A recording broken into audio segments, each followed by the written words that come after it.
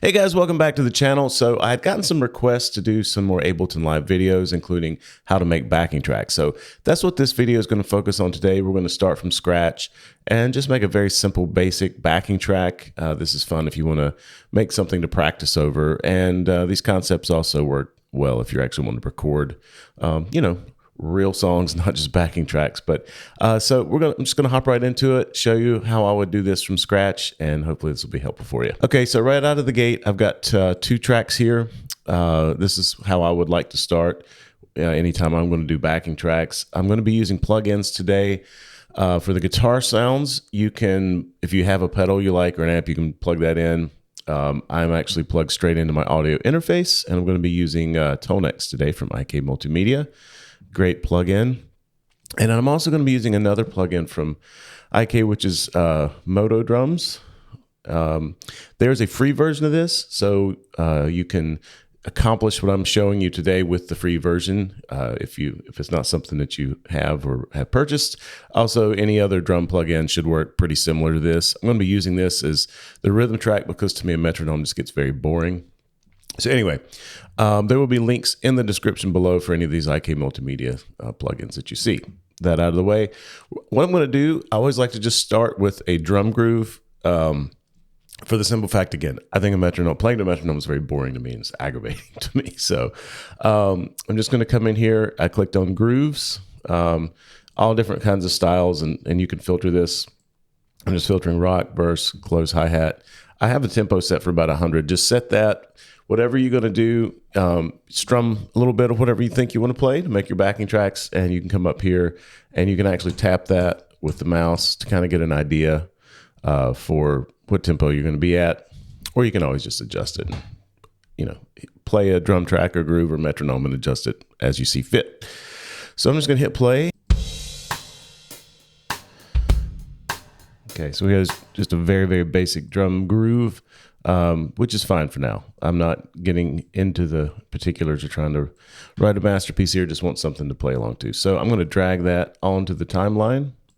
I didn't mention this right out of the gate, but I have one audio and one MIDI track. If you're not familiar, basically an audio track is anything that we're going to record actual audio on, whereas a MIDI track is going to be basically MIDI information, which is this kind of stuff down here where it's just note information. It's not actual recorded audio, but it's telling the plugin what to do. And for the sake of my processing power while everything's running, I'm just going to drag this out, and then I'm going to do what's called freezing a track. I'm going to right click and hit freeze track. While it's doing that, I'll explain to you what that does. So with something like this drum plugin or any plugin, any channel, as long as the plugin is active, the computer is having to do this processing in real time. As you get into bigger arrangements, this freeze track is a great thing. What it does is it basically creates a WAV file, which is just the audio file. You can't go in and edit or change it once you do that until you unfreeze it. But it takes a big, big load off of your computer where the processor's not having to worry about doing the plugin processing in real time. And because I'm running screen capture and several other things in relation to making this video, it's peaking the CPU much more than it normally would be with just a couple tracks going. So that's why I'm doing this. So we'll speed this part up so you don't have to sit and wait for it to freeze, because it can take a while, especially when I told it to freeze 12 minutes worth. Don't know why I did that.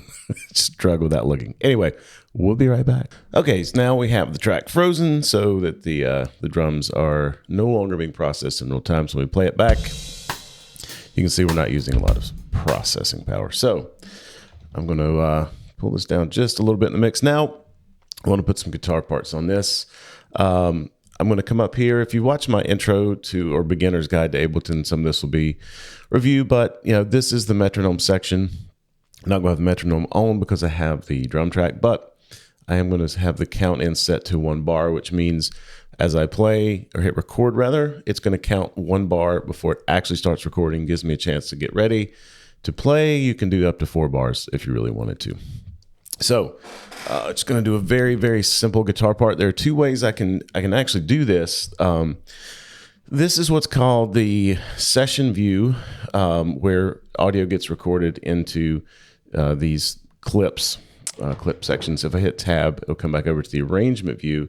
The arrangement view works like a standard timeline in any DAW.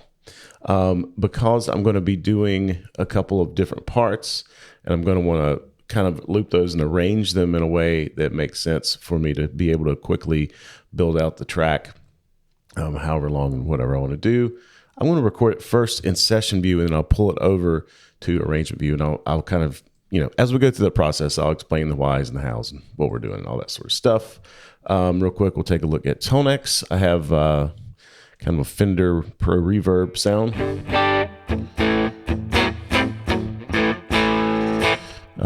Nice little tone there.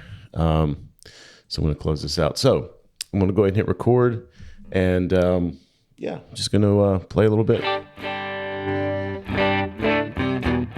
Play a little bit, and we'll see how we go.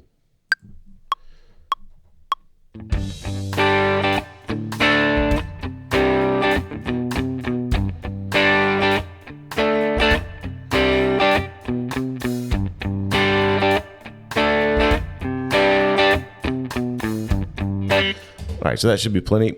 One of the things I like to do if I'm recording something I know I'm going to loop is I'll go ahead and play it through two or three times. So that way, if one takes better than another, it gives me some options. So I come up here and I'm going to double click on this clip. Here's the audio we recorded. It's already set to loop. If it's not, you just click loop.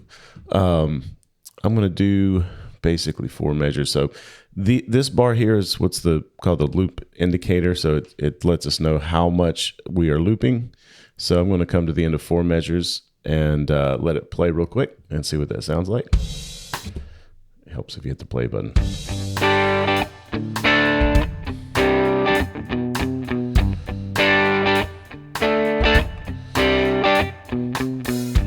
So the first time I was actually a little off. You can see the way it lined up on the grid. So actually, I'm going to do the last section, the last 2 sections. Let's see how this sounds. Start it back from the top. Oh, here's another thing I can talk about. So when you're looping, this is the start head. So let's just say we wanted to loop this section, but the first time we hit play, we always want to include the first section. I can actually use this to tell it where to start the loop, and then once it plays through, it's going to loop what's in the brackets here, what's in the bar. So happy little accident that happened. Okay.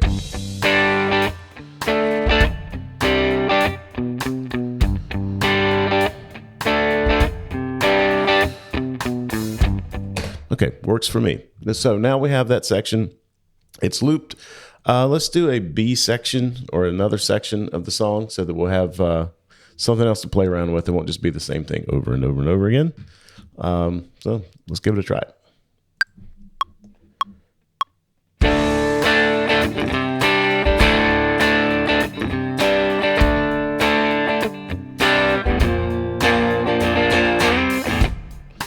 All right. I broke my own rule there and only doing it once instead of 2 or 3 times, like I said before, but that's okay. Let's see how this sounds.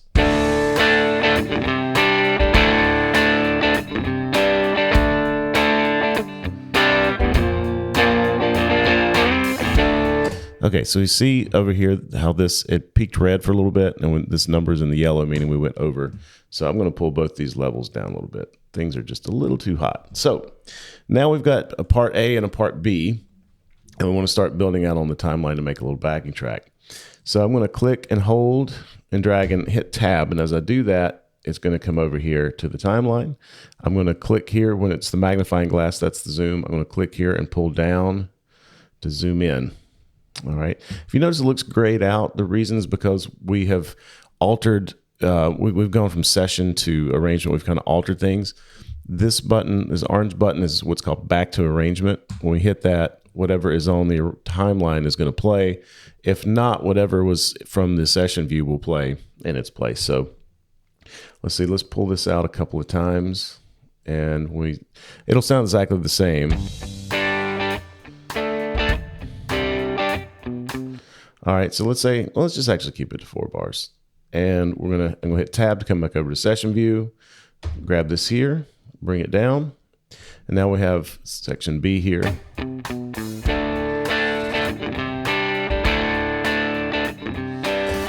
Okay, and then if we want to go back to the A section, just repeat the process. And let's say we want to make it a little longer this time. And then we can throw another B section in. This is kind of what I'm doing now, is arbitrary. You can arrange it however you like. One thing I noticed, I played a little harder, it looks like, on the B section. You can see the waveforms are a little bigger. So one way you can compensate for that, if I double click the audio, come down here, there's a gain control. I'm going to pull that gain down just a little bit. I'll come over here and do it to both. Now, if I wanted to not have to do this every time, I could just come back over to session view and change it in the actual clip. So when I drag it over, it'll be changed. But anyway, it can go either way. Just let's see if that evened it out a little bit better.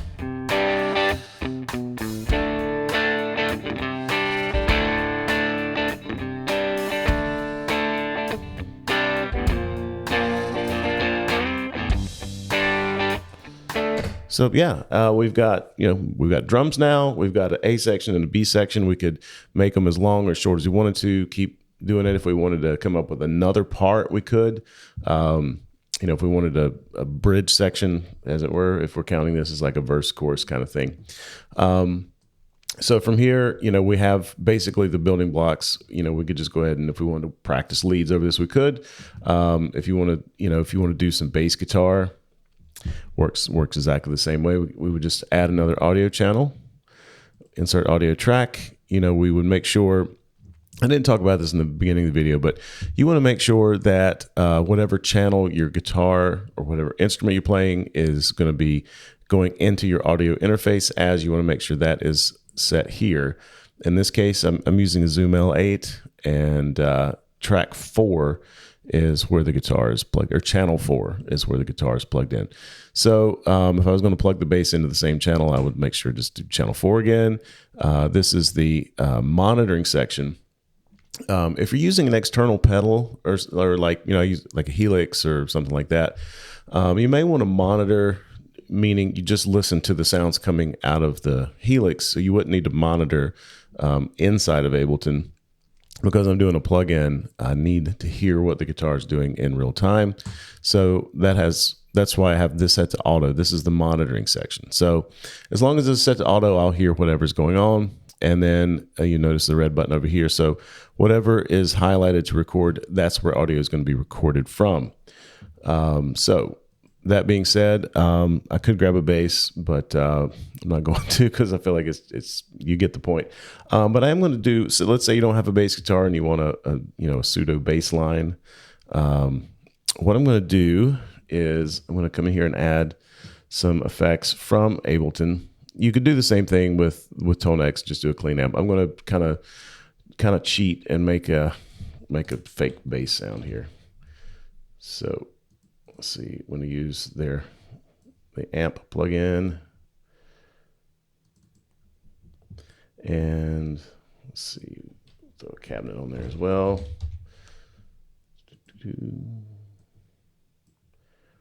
Okay, so as you can see, I basically all of the effects are in the list, but I just didn't feel like searching them out. I was lazy. So that search bar is quite handy in that regard. Okay, so now we're set to record auto. We've got that going on. All right, so what I'm going to do is just kind of play along. Ideally, what I would do is mimic the A and B section here in these clips, so I could just drag and drop. That's how I would normally do it, given the workflow I've already started. But just for the sake of example, I'm going to record it straight to the arrangement view and show you how we can chop that up and move it into the session view. So this is basically doing the same thing. We're just going to be doing it in a different order. So here we go.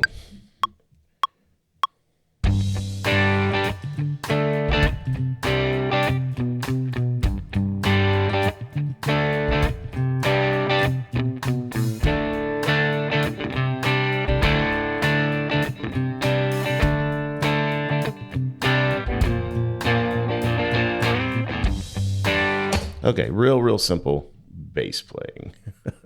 So what we're going to do is I'm going to double click on the audio.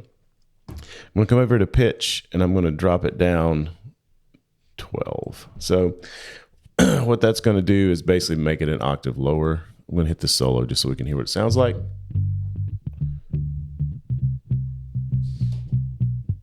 So good enough for our purposes here.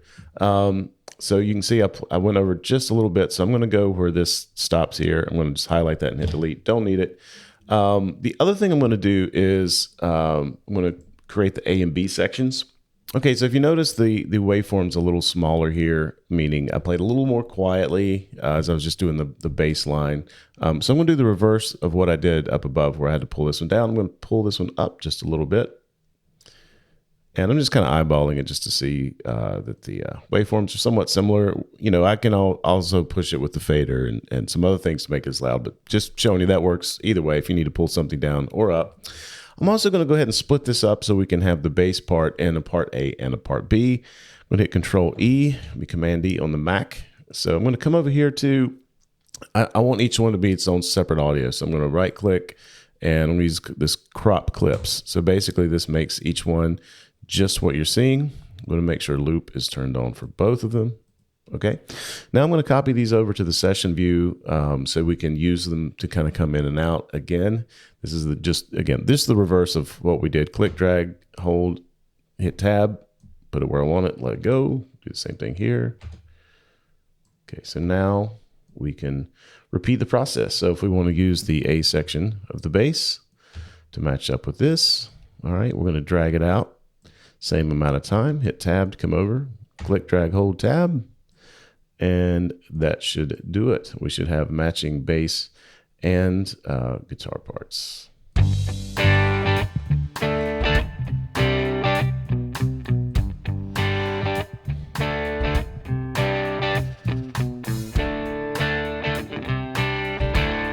Okay, so just really, really simple backing track. So let's say, all right, this is enough to go on. Now we just want to kind of have some fun and play over it. What I'm going to do is add another audio track, insert audio track. I'm going to go ahead and record arm this one, make sure it's set to the right channel, make sure the monitoring is turned on. Okay, so now I want to have some sound, so I'm going to come back over to plugins and I'm going to add ToneX onto this one. So I can do a couple ways. I can just make sure the track's selected, I can double click, or I can just drag and drop it onto the channel. Either way, they both work the same. Okay, let's come into, select a preset. And by the way, this one is just basically a little preset I did. It's based on the Joe's Favorite.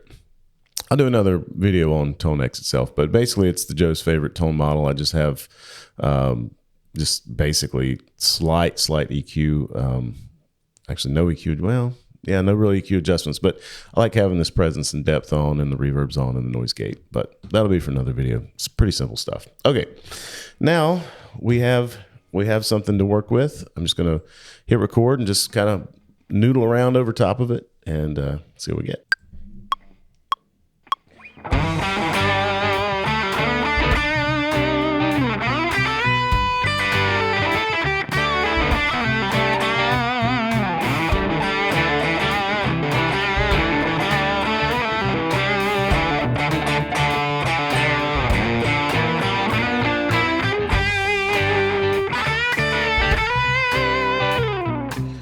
Okay, did you get the idea? I played a little over the A and the B section, and I could just keep going and going and going. You know, if I wanted to, you know, make this stretch out longer, I could just, any number of ways. We've already shown we can, you know, drag and drop from one to the other. The other thing is if I like this where the section A is twice through and then one time through on the B section, I can just highlight these, Control C to copy, Control V to paste, paste, paste. I could have done this all in one swoop, but do the same on the other track as well. And so, yeah, now we have it as long as we wanted to go. Pretty straightforward stuff. That's how you make a backing track. You know, just something to play around with. You can make this as, you know, simple as one guitar, one bass, and lead with the drums, or you can go to town. You know, have lots and lots of different tracks. If I wanted to have something other than just the one straight drum groove, I would need to unfreeze this to be able to edit the drum plugin. So we'll unfreeze that. And basically what I would do is, you know, we'll kind of scroll that back for now. I could come in if you're using the same plugin. A lot of different drum plugins work this way.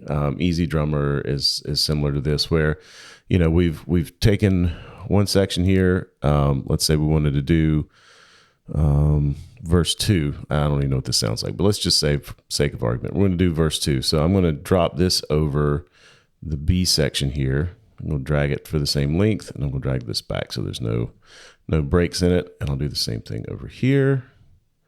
No idea what this is going to sound like, but we'll see here in 1 second if my computer doesn't choke. All right. Let me start it closer to the switch over.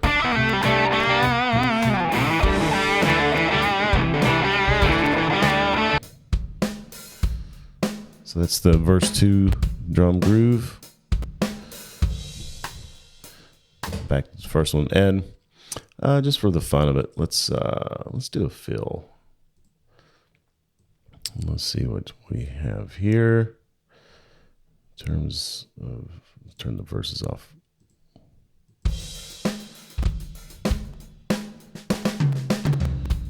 Okay, all right, you can hear my computer glitching a little bit. Sorry about that, folks. All right, so let's say we got this little drum fill here and we want it to lead us into back into section A. So that's what this would sound like. Let me turn everything down but the drums so we can actually hear that instead of my obnoxious guitar playing. And let me pick the right channels.